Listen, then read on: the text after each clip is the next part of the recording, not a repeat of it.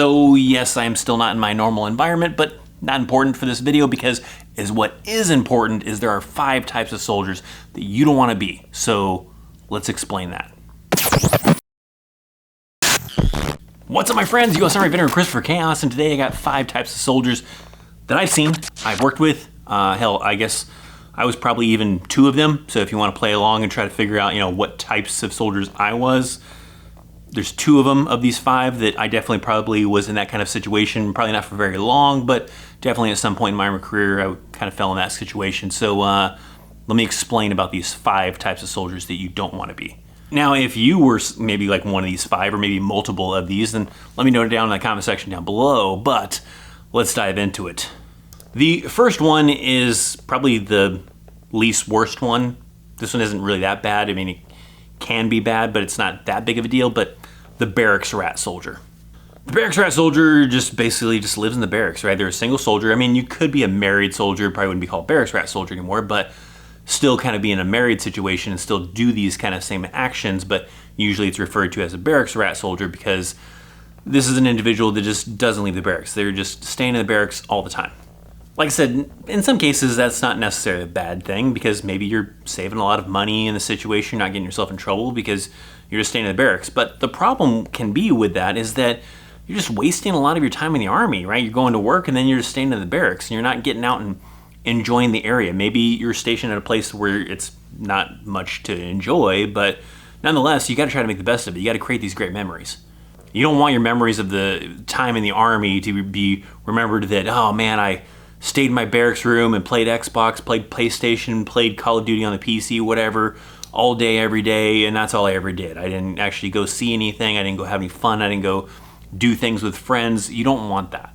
And I'm not saying you have to do that like all the time, right? If you want to have some times where you have a weekend where you just want to just be left alone, stay in the barracks and just veg out and watch TV, watch some movies, that's cool to do too. But you definitely got to mix things up. If you go and you just spend all of your free time in the barracks, then you're missing out on some opportunities to get some great experiences, to see the local environment, especially like if you're like stationed overseas somewheres, you definitely want to get out and be able to experience the local culture. So getting out, seeing the sights, seeing things, not just staying cooped in the barracks, you don't want to do that. You don't want to be that type of soldier. Like I said, probably the least worst of all of these that I'm going to mention, but still nonetheless, you don't want to be that type of soldier. Get out, have some fun, don't be reckless, but enjoy the environment and enjoy what's to offer, even if that's only a little bit of things or a lot of things to offer from the local area, but still, nonetheless, create some great memories, get out of the barracks. The second type of soldier that you don't want to be is the disgruntled soldier. There are people that I have seen, that I've had as my soldiers that I don't even know why they're in the Army. They're just so disgruntled, they just hate the Army, hate the lifestyle, and they just kind of, it definitely shows. They reflect that energy, that attitude back to everybody else. I mean, there could be reasons for it. Maybe, it's not what they thought it was, right? They were promised all these great things from the recruiter and that just didn't happen. The MOS that they joined, it was supposed to be like this and now it's something else that's not what they expected. So now they're mad at the Army, mad at the world for, whatever it is that's going on. A lot of times with these soldiers, they don't care, right? So they're just trying to get through the day and they're not very motivated. And I'm not saying you have to be motivated all the time, but sometimes you got to fake it, kind of a thing, try to put on a happy face and try to just get the job done type of thing. But these soldiers are they have attitudes sometimes. Sometimes they just are just constantly complaining about stuff. They just have this look on their face, this attitude that just is really hard to deal with sometimes because you're like, come on, man, let's just get this mission done. Let's do it. Stop complaining. Let's do the job. Sometimes you get soldiers that are like this when they're close to getting out of the Army. Maybe they're just so sick of, the experience that they've had, they're ready to get out, and then they become the disgruntled soldier. I've seen some soldiers that just, from the get-go, maybe like I said, because maybe it's just not what they thought it was going to be, but yeah, I mean, these soldiers sometimes have a hard time getting promoted because, the NCOs, they're gonna wanna try to push for the soldiers that are motivated, that are, the ones you can rely on to get maybe those waivers, to get early promotions, and then the other people that maybe are the disgruntled soldier that's a little bit more complaining and not really very motivated, then they're gonna have to wait until they're just automatically promoted kind of a thing, or they're not going to be sent to the board maybe as soon as other people. Probably in this case, they probably don't want to go to the board. They probably just want to get the hell out of the Army, so probably doesn't even matter in that situation. But don't be the disgruntled soldier. You don't want that. Third one is the alcoholic soldier, and that's a pretty bad one to be. You don't want to be that one. You can enjoy some drinks, right? If you're of age, hell, I guess if you're not of age, just don't get caught and don't get crazy with it. But I guess that's a bad thing to encourage. But hey, I was there. I was in those situations before where, yeah, I would maybe, have a few drinks or whatever, and I wasn't of age or whatever, but I wasn't crazy about it. I didn't get all ridiculous with it, and I've known people that do get really ridiculous with it. But that's getting into a whole nother topic. We're on the topic of the alcoholic soldier, and that's the soldier that just drinks all the time, Monday through Friday, the weekends, holidays, whatever, right? They're drinking all the time. There were soldiers I knew, like in the Army, they were reliant on drinking alcohol. That's anything that had to do with their free time, it was spent drinking alcohol and doing whatever it was they were doing. They had to spend their free time drinking alcohol. I talked about that in a previous video with like roommates, right? I had these roommates, they were mortars, that was, in Fort Riley, Kansas, and they would drink all the time. It wasn't every single time where they would get wasted, but nonetheless, they did have to have beer, have to have alcohol involved with whatever they were doing, Monday through Friday, all that kind of stuff on the weekends and everything. But you don't want to be in that kind of situation. It causes some other bigger problems as well.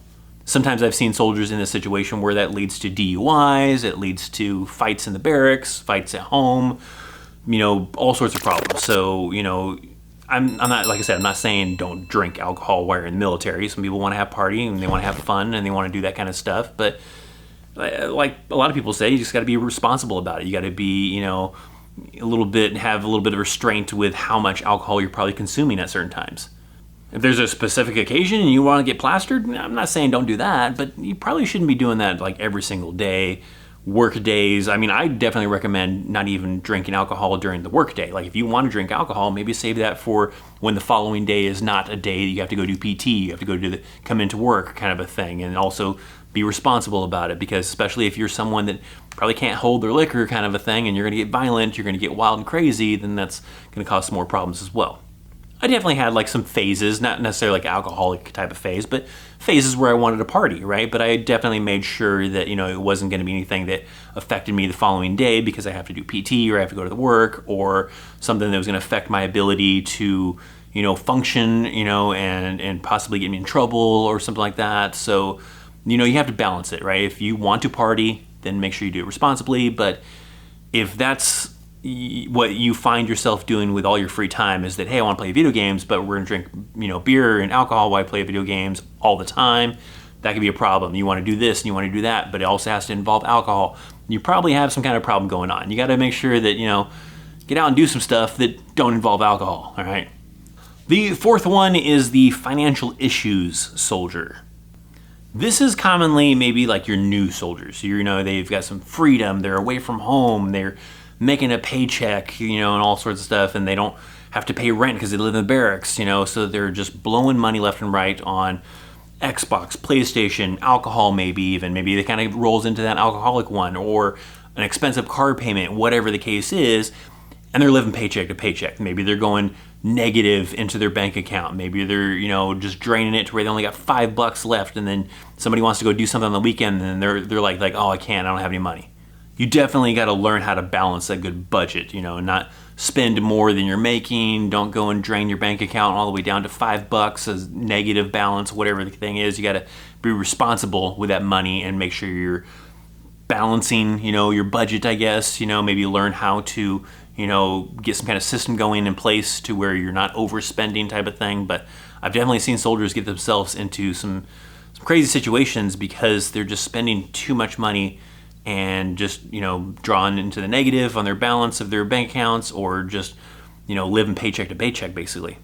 A lot of them is usually like maybe because of a high car payment, right? They're like, well, I don't have to pay rent, I don't have to pay utilities, I don't have to pay any of this stuff like that, so I make X amount of money, so that means that, I can use 90% of that to go and make a car payment so I can afford that while you still have insurance, you still have to pay gas, you're still going to want to do other things, and then before you know it, now you've like probably gone into the negatives or something like that. Especially, with soldiers in the barracks, right? They're buying these big TVs, they're buying the PlayStation 5, they're getting a computer, they got a Mustang, car, where they got a whatever muscle car type of thing. There's all sorts of scenarios that I've usually seen soldiers find themselves in a situation where they're just blowing all their money on everything, and then all of a sudden, it's like 5 days till payday, and they're like, oh, I don't have any money, or oh, I'm negative in my account, and now I have to wait until the 1st or the 15th before they can go off and have fun again. Now, the 5th and the last one, that is the dirty, grungy, filthy soldier.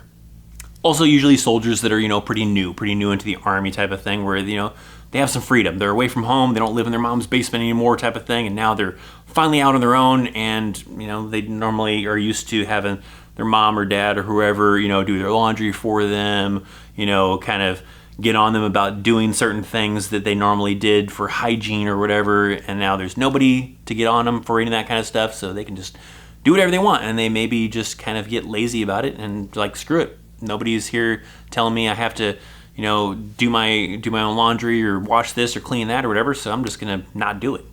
Then usually gets pretty bad with like barracks soldiers, right? You have soldiers that are just filthy rooms, their dishes are dirty, they're going several weeks, months, whatever, without doing laundry type of thing, and then their room starts to smell really bad because they got these dirty dishes, this trash, this laundry, whatever, this just hanging out in the room, and maybe they've gotten used to it so they don't even notice the smell anymore. But when someone new comes into that room, that person notices, or maybe if they leave, maybe they notice it, but they're not very motivated to want to take care of that situation. You could still have this situation usually with married soldiers, but that's usually a little bit tougher. Usually the spouse probably doesn't want to tolerate that kind of thing, or the spouse is just taking care of it and, doing that laundry, doing the dishes, taking care of the trash kind of a thing, because that person doesn't want to live with it. But you could have situations where maybe both parties are kind of in that same kind of situation, but usually it's more common with like your single soldiers living in the barracks. So you just got to keep on track, right? If you're, pretty used to your parents doing your laundry for you, your parents doing this and doing that for you, you got to step up and you got to make sure that you are taking care of those kind of things, because especially like with the barracks, right? If you let your barracks get dirty and grungy and everything like that, the roommate, if you probably have a roommate, is not going to like you very much because you smell and your room smells and all sorts of things. So you got to make sure to take care of that. And then probably even your leadership is going to possibly move you out of that room and put you with somebody else that maybe you don't want to be with, or they're just going to be constantly doing barracks inspection on you to make sure that, you're fixing the issues that you're having, whatever. It just causes a lot of unnecessary stuff. So it's better just to take care of yourself, take care of your room, take care of your clothing, and make sure you're washing it on the weekends or whatever, right? Figure out some kind of schedule to not be that filthy, dirty soldier. So can you guess what 2 of these I actually fell into? I will say this, there was 2 of these that I definitely was in the Army, not for my entire Army career, maybe for several months, maybe even a year kind of a thing, maybe for some of these, but they're usually mistakes that you realize that, hey, this is stupid, this sucks, I need to fix it, and I did. So I didn't stay my whole Army career in any of these, but there was definitely 2 of them that I think I fall into. If you're in the Army, you're currently in the Army, and you fall into any of these categories, I want to hear about them down in the comment section down below. How did you maybe fix the problem? Or maybe you had a soldier you knew, you were in charge of, whatever, that was in one of these or many of these, and how did the problem get fixed, or did it even get fixed? Most of these issues aren't usually like your individuals that are like non-commissioned officers. They can still be with some of these, but most of the time they're usually E4 and below. But there are different types of NCOs you could end up with, and if you haven't seen my video on that, well then check it out. There's this video that I did that talks about different types of NCOs that you might end up being, or might end up running into, or might have, or whatever the case is. Check out links down in the description box down below. I'm Christopher Chaos. I'll see you next time. See ya.